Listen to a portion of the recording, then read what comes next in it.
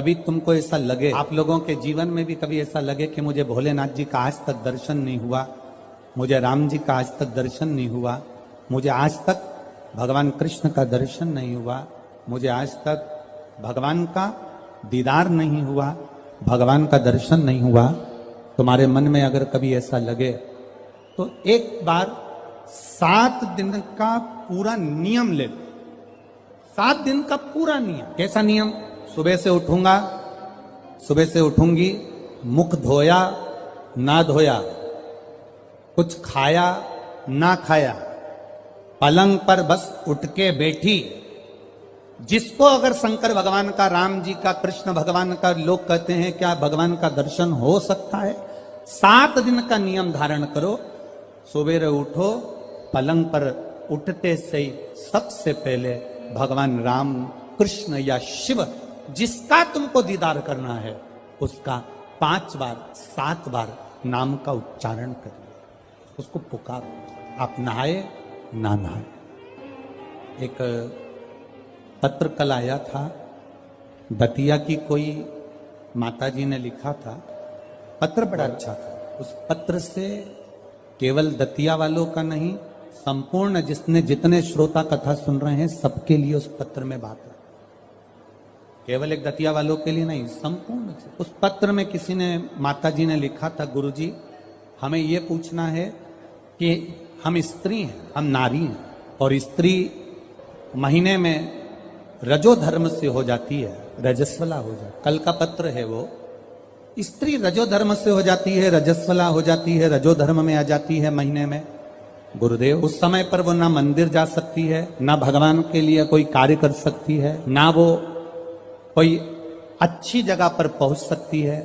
तो हमें केवल इतना सा पूछना है कि उस रजस्वला धर्म के समय पर क्या हम भगवान का नाम ले सकते हैं कि नहीं? मंदिर नहीं जा सकते, शिवालय नहीं जा सकते, यज्ञ में नहीं जा सकते, अनुष्ठान में नहीं जा सकते, हम कहीं पर भी अच्छी जगह पर नहीं जा सकते, तो क्या हम भगवान का नाम ले सकते हैं कि नहीं ले सकते?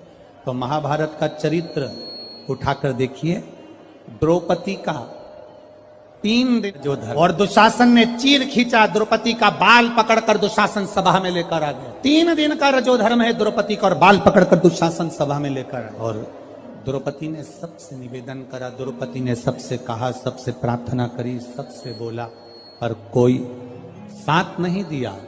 तब गुरु बाबा के कहने पर द्रौपदी ने भगवान कृष्ण को पुकारना प्रारंभ करा, भगवान को आवाज लगाना प्रारंभ। अब ये प्रश्न का उत्तर है तुम्हारा। पलंग पर भी पड़े हो ना, तो भगवान का नाम लेने में कभी संकोच मत करना।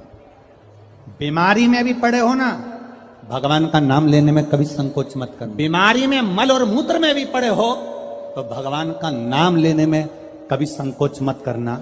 और अगर आप रजो धर्म में भी हो, पूजन नहीं कर सकते, कहीं जा नहीं सकते, पर नाम लेने में कभी संकोच मत करना, क्योंकि जीवन का क्या भरोसा, जीवन का क्या भरोसा? मंत्र जाप, नाम जाप, स्मरण, भगवान को पुकारना, भगवान का नाम लेना, ये बंद नहीं। अरे खाना ना छोड़ा, पीना ना छोड़ा, हरि भजन क्यों छोड़ दिया, जाना ना छोड़ा, आना ना छोड़ा, फिर सत्संग जाना क्यों छोड़ दिया। भगवान का नाम लेने में, भगवान का स्मरण करने में, भगवान का कीर्तन करने में, हाँ आप श्रेष्ठ जगह पर मत जाइए, किसी वस्तु को मत छुओ। यहां तक शास्त्र कहता है कि अगर किसी ब्राह्मण, संत, गुरु और भगवान के लिए भोजन भी बन रहा है और आप रजो धर्म से हो, तो भोजन पर दृष्टि भी मत दो। यहां तक शास्त्र कहता है, अगर भोजन बन रहा है तो भोजन पर हमारी दृष्टि भी ना जाए। भगवान का नाम ले सकते हो, आप उसे पुकार सकते। मृत्यु की घड़ी में भगवान ये देखेगा क्या उस समय पर कि ये रजस्वला धर्म में है, तो अभी इसको हम मार नहीं सकते, अभी हम इसको ले जा नहीं सकते। मृत्यु की घड़ी में ये नहीं देखा जाएगा। मृत्यु की घड़ी में तो केवल तुम्हारा जो करा हुआ पुण्य है, मृत्यु की घड़ी में तुम्हारा करा गया सत्कर्म है, मृत्यु की घड़ी में तुम्हारा करा गया अच्छा कर्म है, केवल वो तुम्हारे सम्मुख में रहेगा। पुकारो, भगवान के नाम को पुकार सकते हो, बुला सकते हो परमात्मा को, पुकार सकते हो परमात्मा को, बोल सकते हो भगवान को। शिव कथु यशा ने अपने पिता के कहने पर पार्थिव शिवलिंग का निर्माण किया। बहुत सावधानी से सुनना, रजस्वला धर्म के अंतर्गत नारी भोजन भी बन रहा है तो उस पर दृष्टि ना दे। रजस्वला धर्म के अंतर्गत नारी पूजन वाली जगह पर ना जाए। रजस्वला धर्म के समय पर नारी अच्छे कर्म की ओर ना जाए। पर रजस्वला धर्म भी अगर तुम्हारा है, कोई बीमारी भी तुमको है, कोई रोग में भी तुम पड़े हुए हो, पर भगवान का नाम लेने में कोई दोष नहीं है। भगवान का नाम तुम कभी भी ले सकते हो जब तुम्हारी मर्जी। 7 दिन का नियम धारण करो। सुबह उठो, भगवान का नाम लो, स्नान करा, पूजन करो, बाबा के मंदिर में जाके 1 लोटा जल समर्पित करो, घर आओ, भोजन करो। भोजन करने से पहले अपने पास में थोड़ी सी अग्नि, जो तुम्हारे यहाँ चूल्हे में हो, जो भी अग्नि हो, उसको लेकर जो भोजन की थाली में भोजन है उस थाली के भोजन को निकालकर अग्नि में दीजिए। 1 रोटी निकालकर गौ माता की दीजिए, आधी रोटी जो भी भाग निकाल सकते हो वो स्वान को दीजिए, और फिर बाबा का नाम लेकर प्रसाद समझकर भोजन को ग्रहण करिए। दिन में शाम को अपने कर्म को करते करते भगवान का नाम लेते रहिए। जैसे ही प्रदोष काल आए, शाम का समय आए, भगवान देवाधिदेव महादेव का स्मरण कर कर 1 दीप दरवाजे के बाहर लगाओ और बाबा का भजन करो। 7 दिन जो नियम धारण करता है, 7 दिन में किसी न किसी रूप में मेरा महादेव आकर एक बार दर्शन जरूर देता है, ये निश्चितता। पर उसमें हमारी पवित्रता हो, उसमें हमारी पवित्रता का भाव हो। हम पवित्र भाव से, शुद्ध भाव से हम भगवान का भजन, हम तो यहां तक कहेंगे, ये पार्थिव शिवलिंग का आप लोग निर्माण करते हो ना, जितने लोग भी पार्थिव शिवलिंग बनाने के लिए बैठते हो, करोड़ों में शिवलिंग बने, तो बनाते बनाते अगर किसी को उपच भी हो जाए ना, अब मैं थक गई, मैं नहीं बना रही, तो ये बोलने से पहले ही तुम जब शिवलिंग बनाओ और बनाते बनाते तुम्हारे शरीर में ऐसा लगे कि अब मैं थक गई, किसी से मत बोलो कि मैं थक गई, अब मैं नहीं बनाऊंगी, ये मत बोलो। मैं थक गई ये मत बोलो, या ये मत बोलो कि अब मैं तो नहीं बना रही, अब मैं थक गई, तू चल रही क्या मेरे साथ वापिस, ये भी मत बोलो। आपसे नहीं बन रहा शिवलिंग बनाते हुए, आप बस उस शिवलिंग को बनाकर हाथ जोड़कर बाबा देवाधिदेव महादेव से प्रार्थना करिए, भगवान शंकर से निवेदन करिए, भगवान शिव से प्रार्थना कर कर बाबा से विनती करो, बाबा आपकी कृपा से जितना बन सका मैंने आपके शिवलिंग का निर्माण किया है। बाबा ये आपकी करुणा या आपकी उदारता या आपकी दया है जो ये मैंने बनाया, ये आपकी कृपा से, आपकी दया से, आपकी उदारता से मैंने निर्माण किया है। उनसे निवेदन किया, जो उनसे प्रार्थना करी, ऊबो नहीं, ऊबना नहीं है। हम तो कथा में भी कह देते हैं, आपका मन लगे तो शिव पुराण में जाओ, नहीं तो काय को टाइम बर्बाद करने के लिए आते हो। मन लग नहीं रहा, रत्ती भर भी, और पूरी डेंटिंग पेंटिंग करके आई, 2 घंटे तक लाइन खींची, डब्बा भरा, 1 दिन पहले उसके पास भी गई, धागा वाली के यहाँ क्यों आए? कौन ने कहा तुमको कि कथा में जाना जरूरी है? कोई तुमको कहा कि भीड़ बढ़ाने जाओ? तुम्हारा मन लगे तो शिव महापुराण की कथा में आकर बैठो, नी लगे तो कथा में भी मत जाओ, अपने घर में मूंगफली सेको और 3 टाइम खाओ, समय बर्बाद करने मत जाओ। मन लगे, शिव कथा कर रही है, मन लगे तो महादेव के मंदिर में जाके 1 लोटा जल चढ़ाना। मन नहीं लगे ना, जबरदस्ती मत जाना कि मैं तो बाबा सियोर वाला महाराज ने कहा है तो जाना तो पड़ेगा, ना ना ना, बिल्कुल मत जा, बिल्कुल मत जा। मन करे वो कहते हो ना, दिल तुझको दिया ये क्या कर दिया, अपना मन, अपना दिल, अपना हृदय परमात्मा। और जिस दिन तुम परमात्मा को पहचानोगे उस दिन परमात्मा तुम्हारा और तुम। यहाँ इतनी ये दतिया की माताएं हैं, बहुत चतुर हैं, इधर साइड की माताएं बहुत चतुर। इधर की माताएं इतनी चतुर होती हैं कि शादी विवाह में अगर गणेश जी नहीं मिलते हैं तो ये गोबर का और मिट्टी का गणेश बनाकर मटकी पे रखकर पूजन कर देती हैं, और मिट्टी का भी गणेश नहीं मिलता, गोबर का भी गणेश नहीं मिलता। तो यहां की माता इतनी विद्वान है कि गुड़ की ढेली को तोड़कर आधी ढेली का गणेश जी बना देती और आधी ढेली का भोग लगा देती। और गणेश सरकार सही है, यहां की माता इतनी विद्वान है कि गुड़ की ढेली को, आधी ढेली को फोड़कर गणेश जी बना देगी, और आधी को हमारे यहाँ महाराष्ट्र में भी कहते हैं महाराज, गुलाचा गणपति और गुलाचा मेवा, मतलब गुड़ का ही गणपति और गुड़ का ही नैवेद्य भगवान को भोग लगा। दतिया की माताएं भी इतनी विद्वान है, जब गणेश जी नहीं मिलते, गोबर नहीं मिला, मिट्टी नहीं मिली, शादी के समय पर तुरंत घर की जो बुजुर्ग माँ होती है वो कह देती है गुड़ की खोड़ी रखिए ना, आधा टुकड़ा तोड़ मटकी पे रख दे, गणेश जी हो गए। भोग लगाने के लिए कुछ भी नहीं है ना, जो आधा गुड़ का टुकड़ा है ना उसी को भोग लगा दो। क्यों?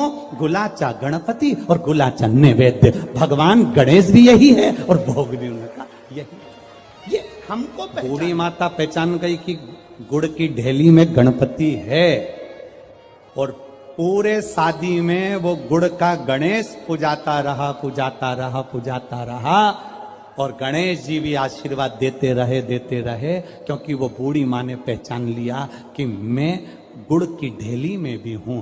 जिस दिन हम पहचान गए कि ये जितने आए हैं और जितने भगवान के भजन करने वाले हैं, संसार में रहने वाला जलचर, थलचर, वायुचर, जितने जीव हैं, जिस दिन हम पहचान गए कि इनके अंदर भगवान है और सब में परमात्मा समाया है, उस दिन मेरे शंकर को मिलने में देरी नहीं लगेगी, वो मिल जाए। गुलाचा गणपति और गुलाचा आधा, ये हम समझ नहीं पा रहे हैं भगवान, हम परमात्मा को जान नहीं पा रहे। सुयशा ने भगवान शिव जी की आराधना करी, पार्थिव शिवलिंग का निर्माण करने के लिए बैठी, और जो निर्माण करा, मात्र 7 दिन निकले थे सुयशा को, देवादिदेव महादेव प्रकट हो गए। मांग सुयशा, क्या चाहिए तुझको? सुयशा कहती है मैं आपके चरणों की दासी बनना, मैं आपके चरणों की दासी बनना चाहिए। भगवान कहते सुयशा, इतनी सुंदर बात देवादिदेव महादेव ने कही, इतनी सुंदर। सुयशा कह रही है मैं आपके चरणों की दासी बनना चाहती हूं, चरणों की दासी। देवादिदेव महादेव ने कहा सुन सुयशा, मेरी धर्म पत्नी पार्वती मेरे साथ में है, मैं दूसरी नारी को अपने करीब भी नहीं आने देता। हां सुयशा, तो मेरे स्वरूप का स्नान करा, पूजन करा, अर्चना कर, निवेदन कर, बेलपत्र चढ़ा, पुष्प चढ़ा, मैं तुझे फल दूंगा।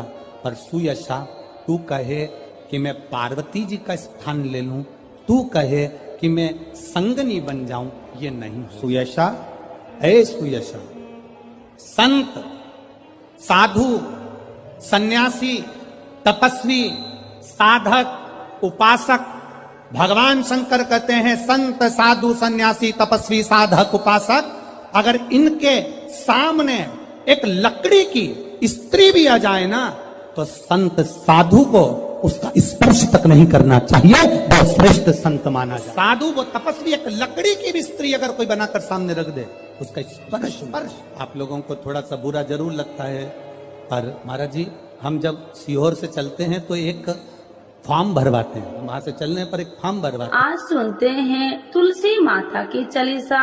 यह चालीसा सुनने से होती है हर रोगों से मुक्ति, मिलती है सुख समृद्धि का आशीर्वाद।